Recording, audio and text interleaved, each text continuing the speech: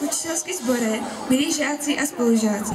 Když jsme se před 3 roky dozvěděli, že se naše škola, základní škola Rejskova, bude rušit, byli jsme z toho smutní.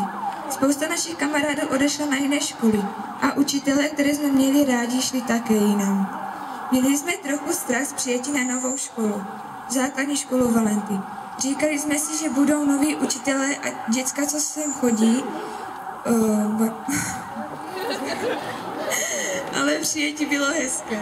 První rok jsme byli všichni na jednom křídle školy, ale i tak jsme...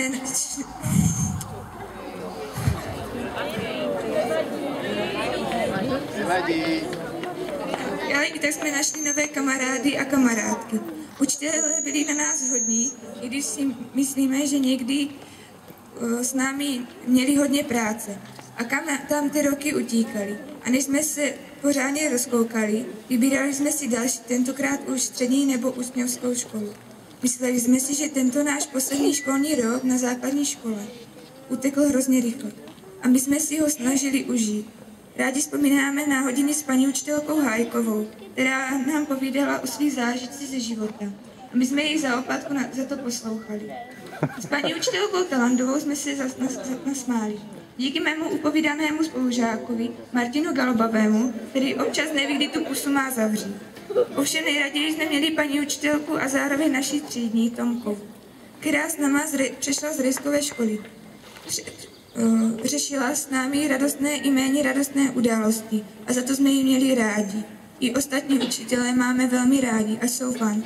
Trochu z respektu jsme měli z pana ředitele, na kterého mě již upozornila již moje máma, že je pověstí svým zadáním příkladu 1 000 000 děleno.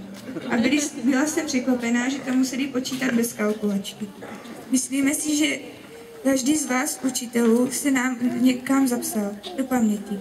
A jednou si na vaše rady a slova vzpomeneme, tak jako vzpomínají naši rodiče na své učitele. Chtěli bychom vám poděkovat za ty 3 roky, co jsme prožili, až to byly školní akce, jako byly barevné dny, různé školní soutěže, výzařský výcvik, škola v přírodě, výlety, exkurze, práce na naší školní zahradě a dokonce i zvládnutí rekonstrukci naší školy. Loučíme se s vámi, vzpomínáme s pocitem radosti a očekávání, co nám přinesou nové školy, učitelé a spolužáci. Děkujeme vám všem za to, co jste pro nás udělali. Máme vás, budete nám chybět.